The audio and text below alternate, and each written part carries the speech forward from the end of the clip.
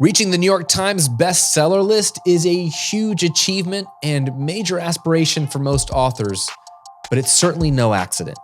To get there, you have to be doing something right. And what that is, I want to find out. I'm Graham Cochrane, and in each episode of How to Become a New York Times bestselling author, I'm having conversations with some of my personal favorite authors, all of whom have reached the pinnacle, as I seek to learn exactly what steps they took and what strategies they implemented in order to get their books to the top of the writing world. And more importantly, to get their message out to the most people possible. And if you'd like to support me and my author journey, you can pre-order my book now, How to Get Paid for What You Know, at Amazon or wherever you buy books. I'm even giving away $100 worth of pre-order bonuses if you take your receipt to grahamcochrane.com/book and enter it there, including the first 2 chapters of the book you can read instantly and a bunch of other amazing content. So support me. It would mean a lot. grahamcochrane.com/book. Now, today's guest is Cal Newport. Now, Cal is a computer science professor at Georgetown University. He's also a New York Times bestselling author of 7 books, including A World Without Email, Digital Minimalism, and Deep Work. In addition to his books, he's a regular contributor to The New Yorker, The New York Times, and Wired, a frequent guest on NPR, and the host of the popular Deep Questions podcast. And a man after my own heart, he's been publishing articles on his website, calnewport.com, and to his email subscribers for over a decade. Now, Cal and I sat down recently, and in our conversation, he shared how he landed his first book deal while he was still in college, all based on a dare. How it took him 10 years of writing books before he ever became a bestseller. He shares the 2-step formula for creating a best-selling nonfiction book, the biggest mistake authors make when deciding what content to put in their book, why he thinks self-publishing has become even less relevant as online content has proliferated, and why growing his email list was critical to hitting the New York Times bestseller list. Can I get an amen for email lists? Cal is brilliant, sneaky funny, and I really enjoyed my conversation with him, and I know you will too. So sit back, relax, take notes, and enjoy this powerful conversation with Cal Newport. All right, Cal, thanks for jumping on the show with us today and being here. I'm excited to talk to you, my man. No, it's my pleasure. You know, I was just watching the Rays game last night, so I'm in a Tampa mood, so this is good. Yes. Good for you. That's what I want to hear. I appreciate that. Yeah, man. I feel like we finally got some respect in 2020 last year, especially with Tom Brady coming down. So we got the Lightning one and the Bucks one. And all my friends used to think, where's Tampa? Like, I know Miami. Like, where I know Orlando. So thank you. That validates me in my city. Tampa respect. Here we go. Absolutely, dude. Well, dude, I'm excited to talk to you for a couple reasons. I think I told you before we started recording, you and I share a lot of values that you don't know. This is our first time really being able to talk. But when I read your books, I see a lot of the things you're writing about that I'm like, dude, this is what I'm talking about on my podcast. This is what I'm teaching my students. This is what I value in my own life as an entrepreneur.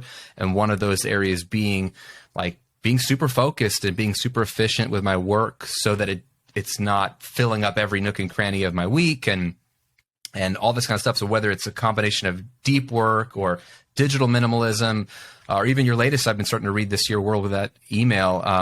I'm like, yes, this is my man. And so what's crazy to me, though, is that we're the exact same age. We're 38. And I'm like, who is this guy?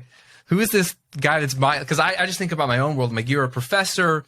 You've written multiple books, New York Times bestselling author. But what's unique is I think I first heard of you with your TED Talk about why you don't need social media. And I was like, oh, my gosh. I like this guy.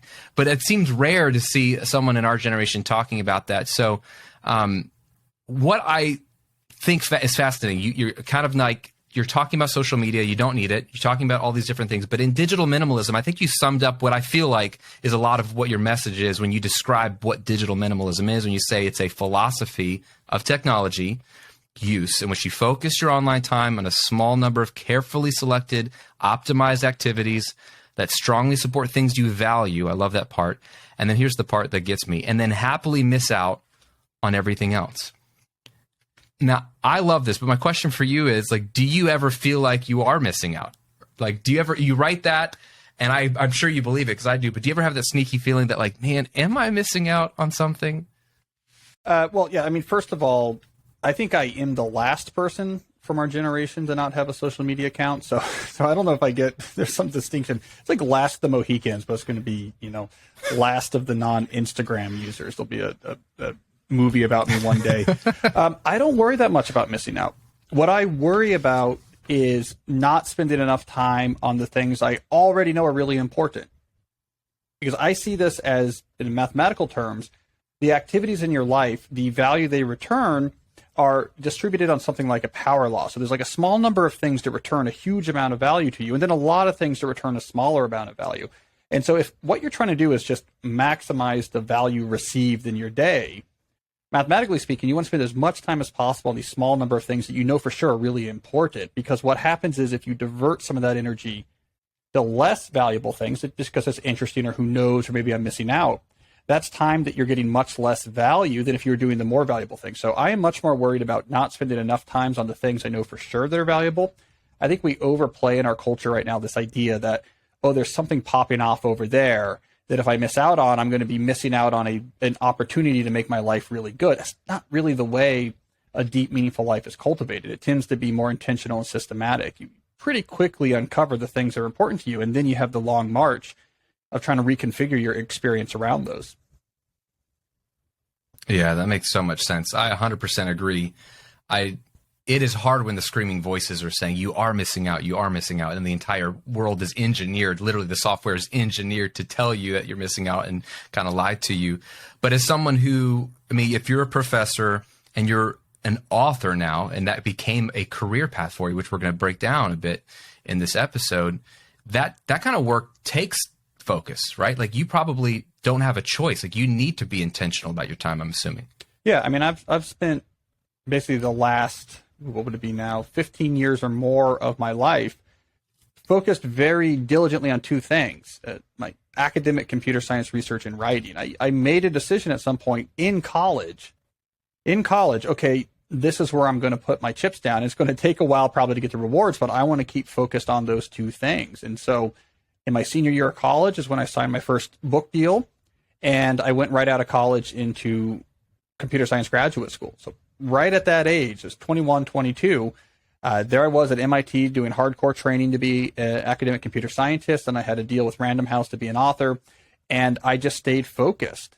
And there's something that really inspired me early on was Steve Martin had this professional memoir called Born Standing Up. So it was a memoir that was just about his career, right? How did my career unfold? And he talked about in it, and this was probably 2006 or 2007 when this came out, so early in my career, he talked about diligence as being important. And he defined diligence to be not just sticking with something, but also consistently saying no to other things. And in his world, he had the comedy and his banjo playing. He just stuck at it year after year, keep pushing himself. And so that was the model I adopted. I just put my head down and said, I want to get after it. So for example, as social media made its big push between 2010 and 2014 to be a ubiquitous cultural presence, I was much more immune to that particular technological contagion because I was so in a head down mode of, I want to be better at these things. I want to do this thing better, just pushing myself in those things. I was in my bunker while all of these digital bombs were going off in the sky above me. And it took about a decade before these efforts really paid off into really good things. I wrote a bunch of books before I was writing best-selling, hardcover idea books that were making the list and writing for the New Yorker. That took a long time to get there. And it was a decade before I was a professor and tenured and writing, known in my field. It took a lot of work, but I think it necessitated that work. I love that. I love that so much. So go back to college, because we were in college at the exact same time. When I was in college, bro, I was playing Xbox, dreaming about being a rock star, trying to get a record deal. And that didn't quite pan out. But you have this vision for writing. So I get maybe your computer science passion and you're in school for that. But why writing? Why did you pursue a book deal at that age? And how did you get a book deal with Random House at 21? Yeah, and the writing came actually, it was a little bit serendipitous. So my freshman year, I went to Dartmouth. So I went to an Ivy League school where one of the big sports at these schools in typical Ivy League fashion is crew. It's rowing. And I was rowing for Dartmouth in my freshman year because I come from a public school. I didn't know anything about rowing. but I was tall and could make lightweight weight if I cut. And I had been a middle distance varsity sprinter in high school, so I had the right legs, I had the right quick twitch muscles for it. So I got really into rowing, and I was pretty good at it. I was a walk-on, but I was rowing with the recruits, and that's what I was doing. And then I developed a congenital heart condition. So something I was just born with, had no idea about it. Halfway through the season, bam, is a rapid tachycardia that would hit, and I'm no longer a rower, right? Basically, fickle finger of fate. This is the worst case scenario for that sport. And so I was flailing around a little bit after my freshman year. What did I want to do with this extracurricular activity? And I don't know exactly what it was that pushed me here, but I said, I think I want to try writing. 9/11 had happened between my freshman and sophomore year. And so I think one of the first things I wrote was an op-ed about that for the student newspaper. Then I just kept writing op-eds for them. And then I started working for the humor magazine, and I became a columnist for the newspaper where I did a humor column. Right? So I was doing a humor column for the paper, and then I started writing at the humor magazine. I was pretty good at it, and ended up actually the editor of that magazine, the Dartmouth Jack-o'-lantern, by the time I graduated. So I just sort of fell into writing. So I was writing. That's what took up my extracurricular energy. The book came actually out of a dare. I had been an entrepreneur. Okay. I had been an entrepreneur in high school during the dot-com boom. You remember that from when we were in high school. I had been a teenage business owner because we were dumb back then. And we didn't know the first tech boom. We're like, oh, this is great. The fact that you're 17 means you must be brilliant. Okay, we're not so dumb anymore. But back then you could get away with it. So I was really used to coming into college, advice books, time management book, business advice books, because I was running a business when I was a teenager. And I was in New York. I was hanging out. I remember it was at the what's it called, like the Russian Samsovar. There used to be this midtown Russian vodka bar that used to be in TV shows back then. I was hanging out with an entrepreneur friend of mine, and I was talking about how, there's no good advice books for college students. They're all written so cheesily. It's all the naked roommate and major in success. And I was like, college students take themselves very seriously. Someone should write these like a business book. And he dared me. He's like, well, you do it. And so he gave me that dare. That was in my junior year. And so I called up an agent who was a family friend and said, I am not trying to pitch you. Actually, she was a fiction agent. So it was like, look, I'm not trying to pitch you. I want to pick your brain. How would someone my age get a book deal to write a book like that? And she walked me through. Here'd be all the problems. All right. So if you were to find a book deal, you'd have to get over this object, this and this. And she laid out how it would have to happen. She's like, look, you're going to have to do more writing on this topic for publication. You're going to probably, if you can, need to do a lot of these interviews in advance because they're going to want to see what the chapters would be. They're going to demand a lot of writing samples. And say, great, A, B, C. I did it. Took about a year. Went out there, pitched the book. Very targeted. I knew exactly what I would have to do to get that book deal as a 21-year-old. And it worked. We're off to the races. That's amazing. So I love it because that's fascinating for a couple of reasons. One, entrepreneur first, didn't quite know that. Love how you were seeing a problem that needed to be solved. That's an entrepreneur thing where like they should be writing books like this. And I love how you had an idea of what college students are actually like because you were the target market in a way, or you were about to be the target market. You're like, hey, college students take themselves seriously. Why isn't anyone addressing that? So much there to understand your messaging. I mean, that makes sense with a highly targeted book. My question for you, because that's the book, How to Win at College, right? Yep. My question for you then is, how do you go, you've got this book, How to Win at College, and then your message has expanded, right?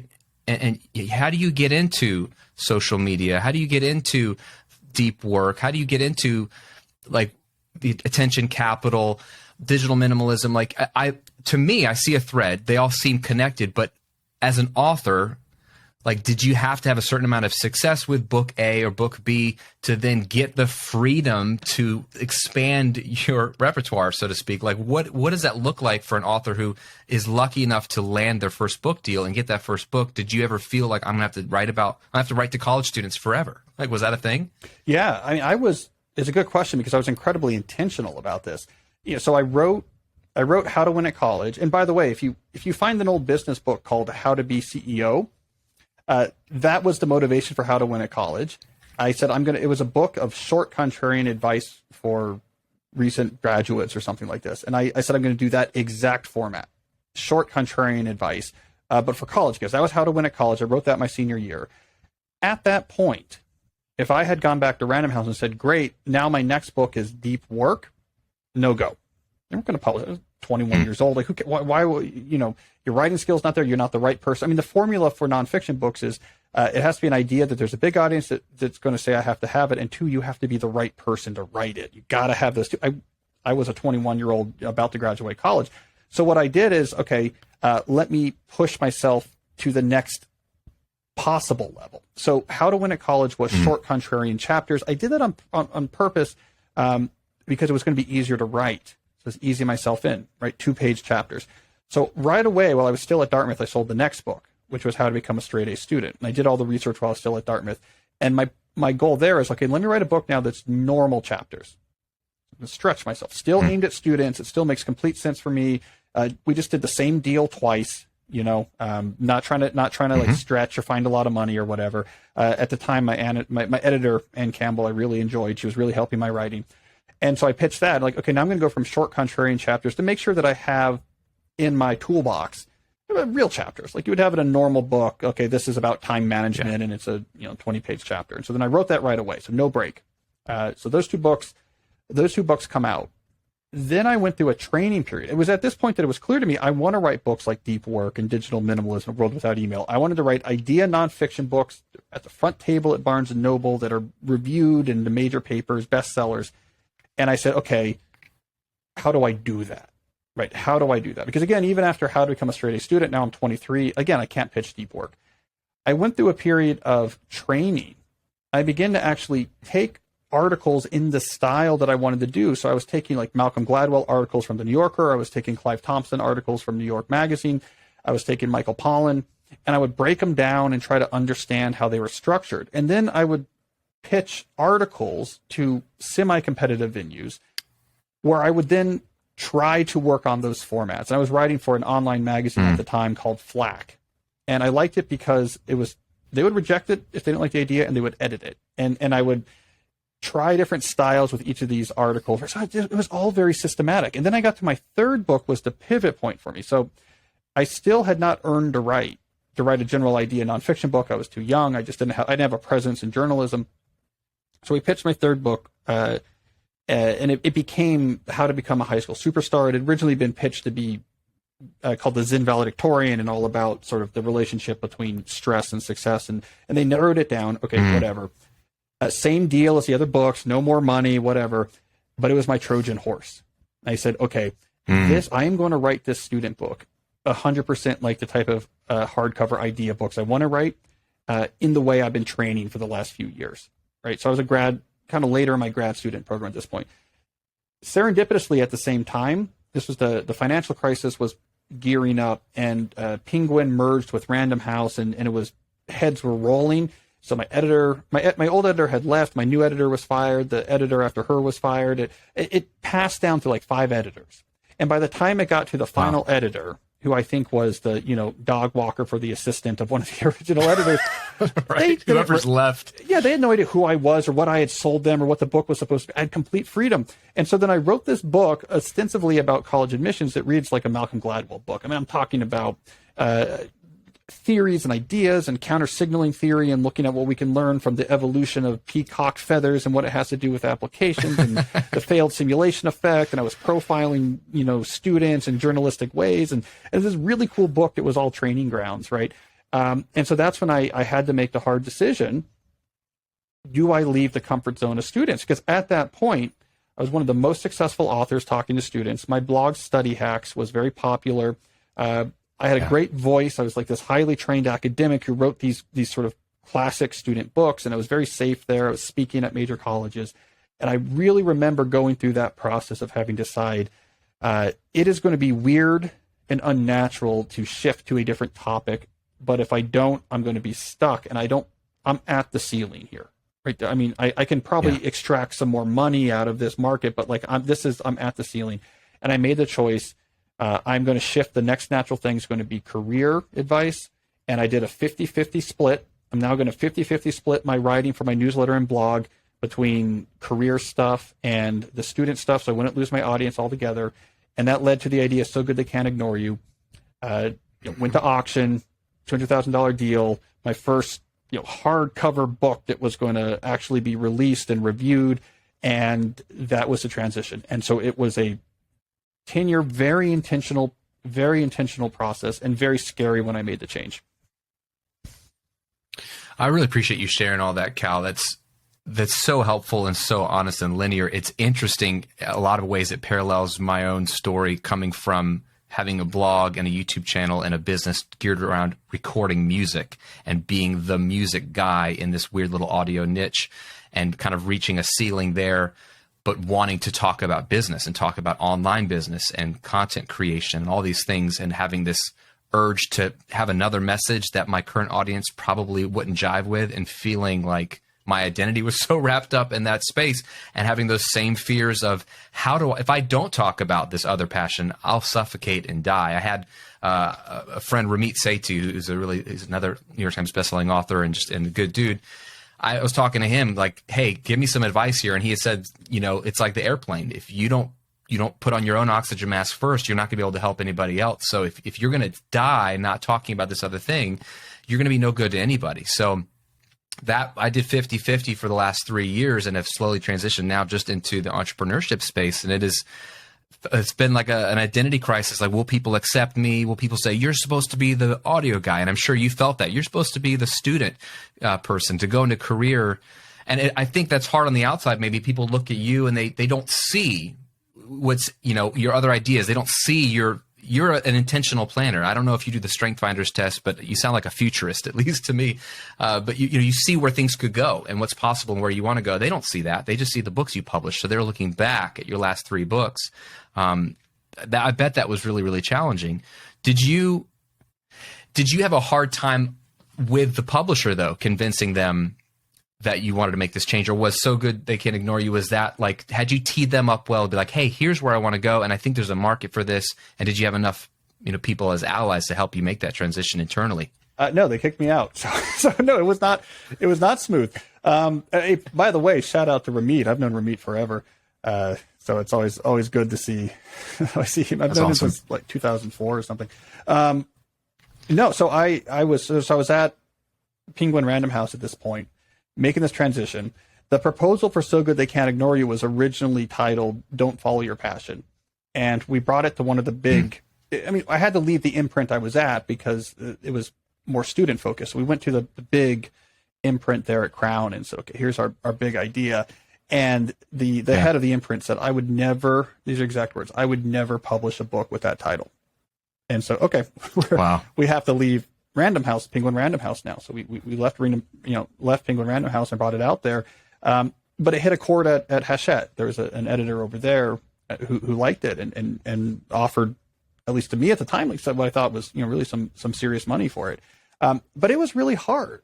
The thing though, is if we look at other creative fields, this type of thing that have long, so what we need is creative fields where there's long arc and a lot of variety in the execution. So if you look at, musicians is actually not a bad one. Musicians, if we look at actors, for example, musicians or actors or novelists, creative fields where there's long careers and a lot of variety in how that art form can be executed. There's a lot of types of music. There's a lot of type of movies. There's a lot of type of novels. This is what we're used to, right? There's these phases of their career where, okay, this actor, when they were young, were doing these type of movies, and then they shifted and then they found the niche in these type of movies. I mean, there's a big difference between Liam Neeson of the Taken era versus Liam Neeson in the Love Actually era. I mean, obviously there's Adam Sandler in his post SNL days is quite different than Uncut Gems. I mean, actors, Tom Hanks went through this. All the major actors, Tom Cruise went through this. So we're used to that there. We're used to it with novelists. If you follow literary novelists in particular, genre novelists might just do the same thing again and again. But you follow, let's follow Michael Chabon or something.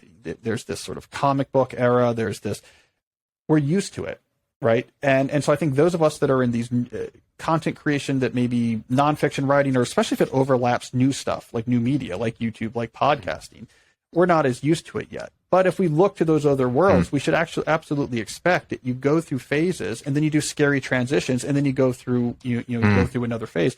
So after So Good, I did this phase of deep work, digital minimalism, a world without email. This is my tech and culture trilogy.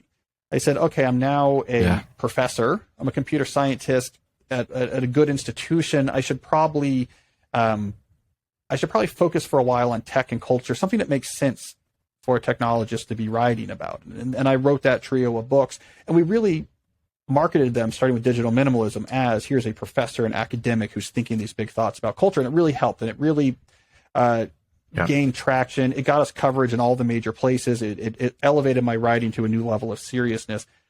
Now I'm probably going to transition and not be writing about tech and culture, and it's scary again. And whatever I transition to next that'll be another arc, this sort of post-tenure exploratory arc I'm in now. Whereas those three books were like I'm a professor trying to get tenure period. That's the way I think it unfolds, but it's scary every time it happens, especially when you have dips and certain books do better than others. It's not emotionally easy. I know. I appreciate you sharing that. I can't imagine. It takes a lot of guts. I don't know why we think of authors, as just robots. Like, I think of authors as robots in the sense that, like, I just see, like your books on my shelf or in my Kindle or both. And I see the books, and you see them as these like stoic, like, yeah, that's that author. He or she is smart. That's why they're published. They have a good message, but they don't have emotions. They're not human beings that are scared to make transitions, or even the book that did well might have been almost never published and gone through so many, rejections and all that kind of stuff. You don't see the emotional roller coaster before, during, or after. So I appreciate you sharing that. That makes a lot of sense. Do you feel now that you have, though, the freedom with the acclaim that your publishers are like, hey, yeah, this guy is going to sell books, that you can explore other territories with a little bit more of a longer leash? I think I can write what I want, but it doesn't mean that I can demand the price that I want. So the thing about publishing is it's price sensitive, right? And it really varies. Like, well, how well did your last book do? How does this compare to that book? And if this book doesn't do as well, then you're going to get, less for this book. And it matters, because one of the things I've learned in publishing is the strongest indicator of interest a publisher will put into your book is how much they paid.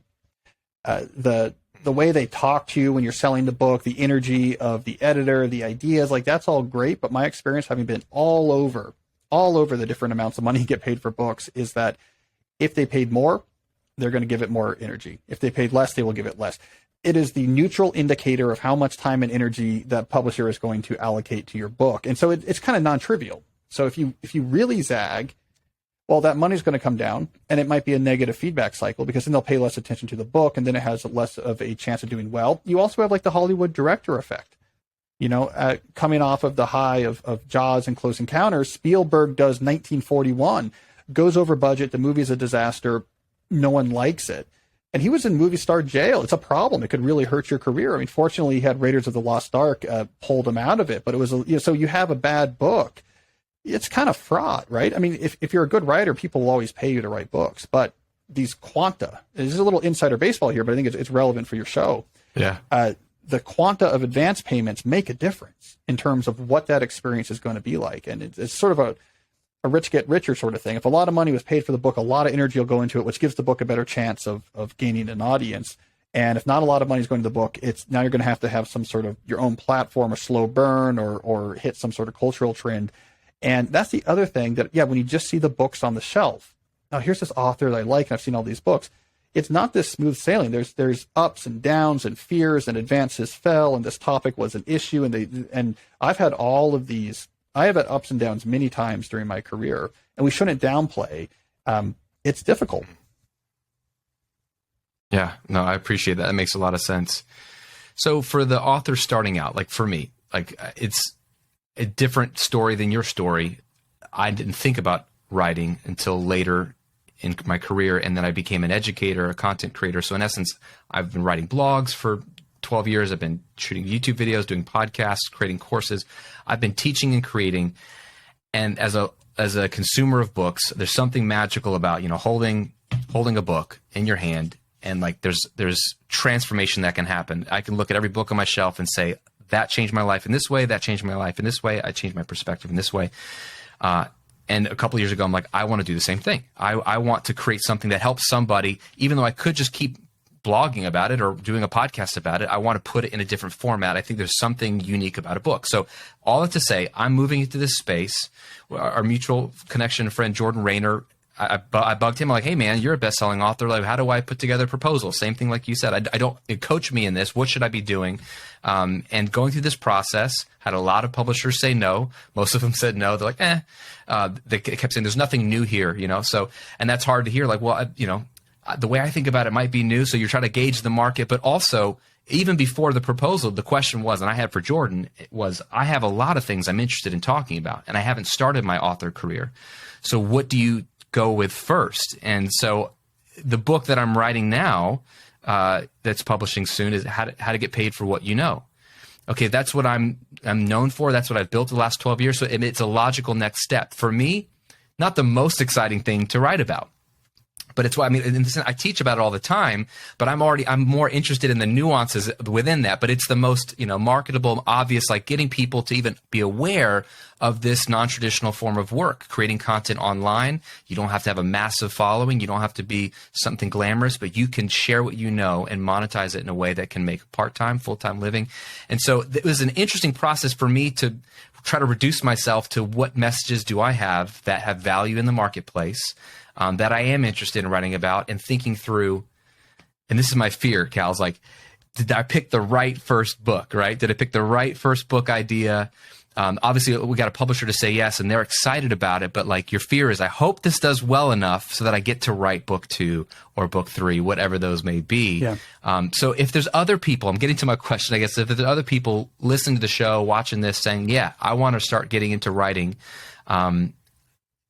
how do you think about that first book? If you're going to pitch it to a publisher, or if you're going to self-publish and you have a bajillion ideas, what should we be thinking about for picking that first book to at least share with the world and try to get some traction in the author space? Well, two things have to come together.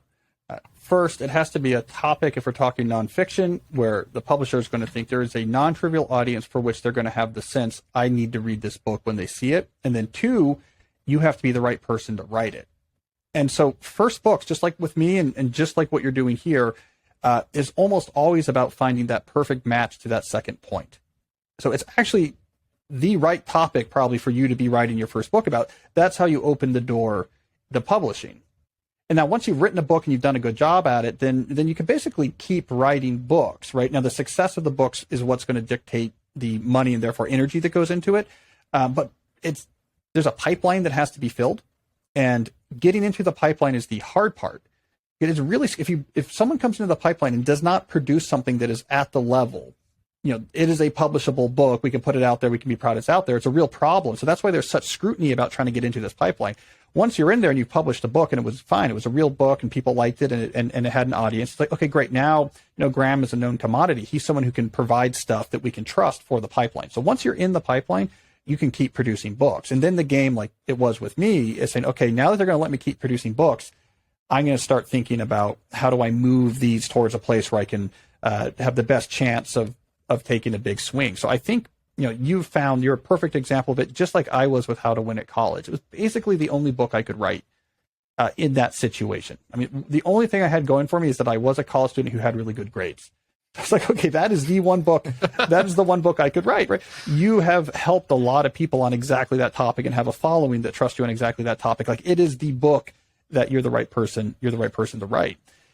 My advice for people, though, is once they're writing, is like the huge trap, especially in pragmatic nonfiction, is to fall into the trap of writing for the sake of writing. Like, oh, I have this scary challenge. I have to produce 60,000 words. And so I'm going to see it like a checklist. I need chapters and subchapters that all seem like reasonable content. Like, these are reasonable points. I now have enough points to fill the book. And now workman-like, I'm going to fill in these points. And there I have a book. A book that's just writing for the sake of writing. Yes, technically, these are all points that relate to this topic and they're written in correct sentences. Don't sell very well for the most part. What actually has to happen is you have to put yourself into the mind of the reader and be like, I have to find a way that I'm going to touch something in that reader that's going to get them excited. And they're going to get into it. I'm going to literally create an emotion in that reader. So like for your book, you're not selling information about how to get paid for what you know. What you're selling people is that aspirational thrill when they imagine a life in which they have this extra autonomy and they're at home half the time. They're in their cabin because of this extra income, and it's a lifestyle design style. You're selling them a better life. And so when you're thinking about the book, it's not how do I fill in the next 10,000 pages? It's how in the next, or 10,000 words, how in the next 10,000 words do I get a reader fired up? And then you're working backwards from that goal. So incredibly empathetic, a lot of mind reading of the hypothetical reader, I think is at the core of then producing a book that has a chance of sparking something. No, I love that you said that. I mean, that's the same thing that we're doing in my space, creating an online course. Everyone says, oh, make an online course and sell it and you can make money and endless profit. And you have to create a course that people care about. And to do that, you have to understand who your target market is and what are they struggling with and what are their desires. And that leads you to not only make a course on the right topic, but then even structure that course in such a way that if you convince them to buy it, that they're going to be glad they did and they can actually get results from it, which only better improves your brand. So that makes so much sense. You mentioned something, though, that getting into the pipeline is hard. Getting a publisher not only to sign off on you with the book deal, but then if they publish the book and it sells a few copies and people are happy with it, that's a big hurdle. That makes a lot of sense. Would you say that you are then for traditional publishing versus self-publishing because of that you almost get that sort of blessing from people who matter, or can you break into this with self-publishing? I think self-publishing has become a lot less relevant with the rise of alternative independent medias. I mean, in some sense, if you're trying to directly reach your audience, what you can do with a podcast, what you can do with YouTube, etc., is probably more powerful than, okay, here's a Create Space book or something. Now, economically speaking, when it comes to like an actual physical book, the economic advantage of self-publishing is not as big as people think. First of all, it's expensive to produce a book and sell it, a physical book, and the margins you get is not necessarily that much better than the hardcover royalty. And then the logistics is huge. Trying to deal with suppliers. I mean, Amazon simplifies this if you just want to go through Amazon, but then editors and copy editors and cover design. So a lot of what you're paying for traditional publishers is all that's taken care of at a very high level. And you're still getting a reasonable margin on that book compared to what you would be getting. Electronic is a little different. I know there's a whole world of people who do Kindle Direct. All right, that's a lot cheaper. You write a book, you copy edit it, it just goes through the Kindle platform. But my sense is if writing is a media in which you want to express yourself, do it through a publisher.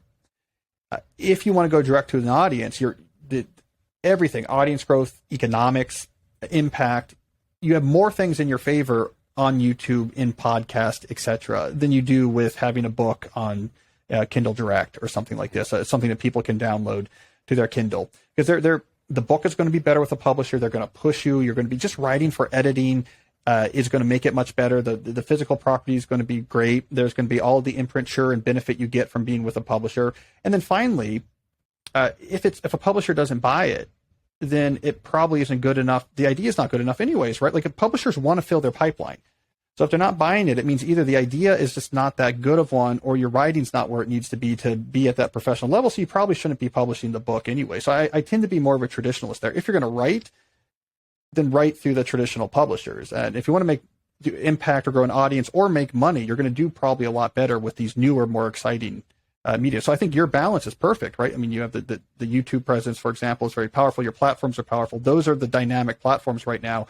And when you're adding writing to your portfolio, you're saying, if we're going to add writing, the most effective way to do that is it's with a publisher. And there's, hard copies you can order and come, and it has a nice dust jacket, and it's been edited, and I've been pushed on it, and they cut a lot of things. It's been copy edited and the whole thing.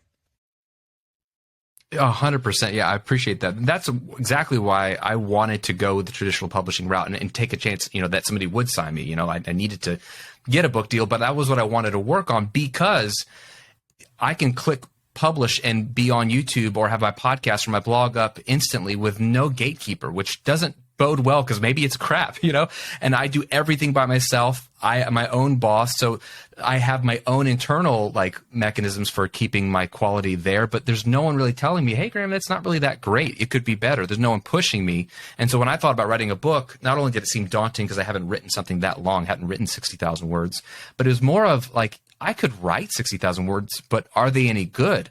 And I want people who know what a good nonfiction book is, in my case, in the business space to look at it and say, hey, good idea.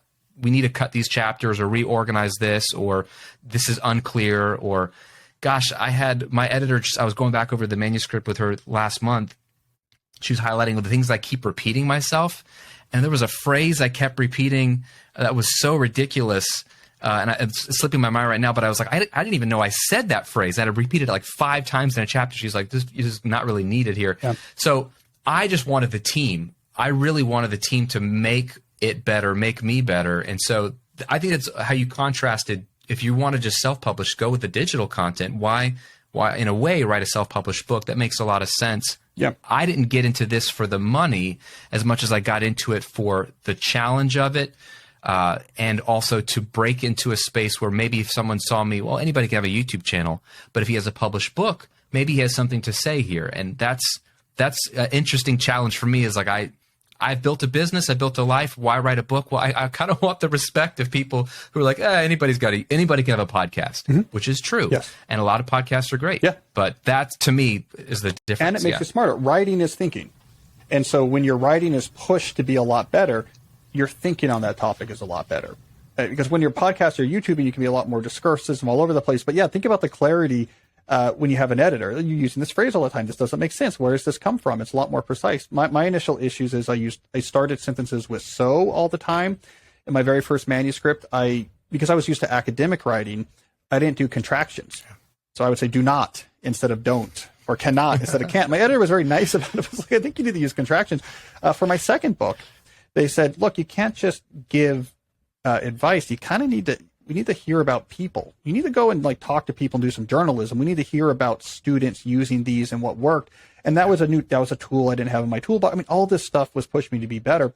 The only random thing I'm gonna add is, like, for the audience thinking about writing books, is don't think about it like, how am I going to be able to write 60,000 words? And my analogy here is, let's say you're like, I want to get in really good shape for, next summer. I want to, get stronger. You don't do the math and say, man, am I really going to be capable of doing 15,000, bench squats this year? No, what you really say is, am I going to be capable of going to the gym for 30 minutes 3 times a week? And you think about that challenge, like, I think I could carve out that time and stick to it. That's the right way to think about a book. It's not about, can I write 60,000 words? It is, am I going to be able to have a discipline of writing 3 mornings a week? And during that period, whatever I'm writing that period, trying to make it as good as possible, and then just repeat on autopilot. So I think writing should be thought about like the gym. Don't count up the total amount of times you're going to the gym. Look at the typical week and say, can I integrate this discipline into my life? Now, the flip side of that is, when you see it that way, then you get something like my situation. I've written 7 books now. The reason I have is that I just decided early on that, like going to the gym, I just have this discipline where I like to be most days of the week doing some very intense writing. What's changed is what that writing's aimed at. So it's producing this book and that book and this article, but I just want to be someone who stays in shape, intellectually speaking. The issue is when people think about it like, oh, am I really going to write 60,000 words? You get to what I think is the death spiral for pragmatic nonfiction, is when you hear people say, man, I had to just take 6 weeks off and do nothing but write. That's not going to produce a book. That's going to produce nonsense. A good book has to be produced a large number of small, intense sessions at a time, spread out over a year, so that everything you write is the best you can write. And it's just a little at a time. When I hear someone say, all I did was write for 6 weeks, I'm like, that's writing for the sake of writing. That thing is going to be disposable, right? It's just you trying to fill pages with technically correct sentences and bullet points. So I like that gym analogy for thinking about the challenge of writing a big book. Yeah, I like that. To play devil's advocate, though, would you say, though, that maybe some of those people taking 6 weeks off are doing some deep work for 6 weeks, and like that is the way that they can ensure that they're focused, and so they're all there are is thinking about the book, and so that it is more cohesive? Is that just a personality thing, do you think? No, I think it's too much cognitive effort is involved, right? So I mean, if you think about if you're writing a book, let's say over a year, and you're doing something like 10 hours a week, then now you're up to something like 600 really intense hours of working. It's very difficult to get 600 hours of intense work in 6 weeks. You would have to do 100-hour weeks, and you can't do 100-hour weeks thinking really intensely about a book. So I think it's really just a math number. The best writing requires a lot of concentration. Concentration is hard, so it has to happen in relatively small bursts. And so the only way to make that add up, I think, is to spread it out. Just like I can't spend 8 hours a day at the gym for 4 weeks to try to, really get my biceps strong. I'm just going to wear out my muscles. Yeah, no, that's a great analogy. What does, when you hit the New York Times bestseller list, like, was that for you a specific goal? You did say you had a map, like, hey, I want to write this type of nonfiction. I want to be a bestseller. Were you thinking specifically like, yeah, I want to be on the New York Times bestseller list? And if so, when you hit that, or you first heard, hey, from your publisher, we made it, we hit it, what did it feel like? And what does it mean to you, if anything? I've talked to people who say like, hey, it was never a goal of mine, it just happened. And I've talked to people who said like, yeah, it was a big sort of like, you did it kind of thing. What does that mean for you? It was mixed, right? So my first book to break out was Deep Work, and it didn't break out right away. It was one of these books that caught on over time and then just kept selling, and the sales went up. There's never any week in which it was bestseller status. Deep Work has never been a New York Times bestseller, but it sold a ton of copies, like more copies than most bestsellers ever do. So by the time Digital Minimalism was my first New York Times bestseller. Deep Work did hit the journal list, but Digital Minimalism was my first New York Times bestseller. At that point, though, I'd had a book that had sold a ton of copies. So it was sort of a weird experience because it kind of would rather, the real goal is that first thing. It might take a while, and all my books do, but is selling a lot of books over time. The bestseller list I was less familiar with. And what the reality of the New York Times bestseller list is, it's about pre-orders, right? So everything you pre-order counts towards your first week of sales. And you really get a translation of how big is your platform. Okay, so basically my email list between Deep Work and Digital Minimalism got big enough that pre-selling to my email list was sufficient to cross the mark, and you need to get somewhere between 5,000 to 10,000 copies pre-sold to make the list, And so once I realized that, I was very proud of it because the New York Times bestseller list also requires that when they sample independent stores that your book is selling well. Unlike the journal list, it's not just raw sales. So it actually has to be a book that is catching people's attention. But a lot of it comes down to converting platforms. So then I was excited to see it. But then that book fell off that list the next week because we didn't have the pre-orders. It has gone on to sell a ton of copies, but none of those weeks was that book back on the best-selling list. And so there's sort of two different experiences with the list, right? There's the experience of I have a big launch because people know me, I have an audience, and we can get a lot of people to pre-order this book, and it's great, and it feels good. It means that like the book caught the attention. Then there's the other experience, which is a book catches on in a very broad public way and rides a wave on the bestseller list for a while. That it's a James Clear situation, right? It's a Mark Manson situation, right? And that I haven't had before. Even though I've had books that have sold tons of copies, I've never had that experience. So I see those as two different experiences: the launch week bestseller experience and the, whoa, you hit the zeitgeist, and now for the next 10 weeks you're going to be on the bestseller list. I think that latter one, I'm still pursuing that. And I don't know how much you can control on that and how much is luck and how much is the book or what have you, but I can't even tell you what that experience is like. If you talk to someone like James, you talk to someone like Mark about what that ride is like, that I think is really crazy. Yeah, no, that makes so much sense. I appreciate you sharing that and appreciate you sharing your experience. And I do think you have what all authors are shooting for, which is a message and messages that are worth listening to. And you have thoughts on things that really get people to change their lives in a healthy way. And I appreciate your work. I appreciate all your books and your willingness to communicate important things in a way that speaks to the current narrative of everyday modern people, both young and old. And I think you've been uniquely chosen to write about these messages for a broad spectrum of people. It's pretty cool what you're doing.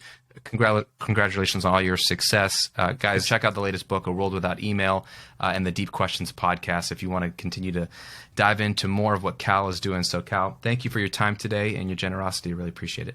Well, no, thanks for having me. It's nice to have an excuse to talk shop about writing after doing, you do so many interviews about what you're writing about.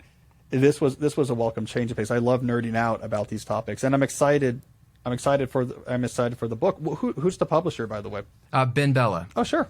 Yeah, I know Ben Bella. Yep. So Matt Holt, Matt Holt was with Wiley for a while, and now he's the editor-in-chief of Ben Bella. So he grabbed it up, and I really enjoy working with him. Yeah, no, Ben Bella's cool. I love their model. Yeah, so that's great. Well, I'm excited. So I'm excited for to see when your book comes out. Well, I appreciate it. I'll get you a copy, man, and hopefully I'll be on your track. Excellent. Good. I look forward to seeing you on that bestseller list. Thank you, Cal. Appreciate it, man. Hey, I hope you enjoyed that conversation with Cal. He was amazing. Be sure to check out his latest book, A World Without Email, or check out his Deep Questions podcast. And again, if you want to support me on my journey to become a New York Times best-selling author myself, go pre-order my book. Just go to grahamcochrane.com/book. You can pre-order it wherever you like, but take the receipt there. I'm giving over $100 of bonuses away if you just support me by pre-ordering the book. It would mean the world to me. And hey, maybe buy a few copies for some friends. Anybody that you know that wants to find creative work, doing something online, meaningful, monetizing their skills, their passions, and their knowledge. It's all going to be in my book, How to Get Paid for What You Know. Drops in March of 2022, and I would love it if you would just support me by making a simple pre-order today. It's all at grahamcochrane.com/book. Thanks again for listening to this episode of How to Become a New York Times bestselling author. We'll see you on another episode real soon.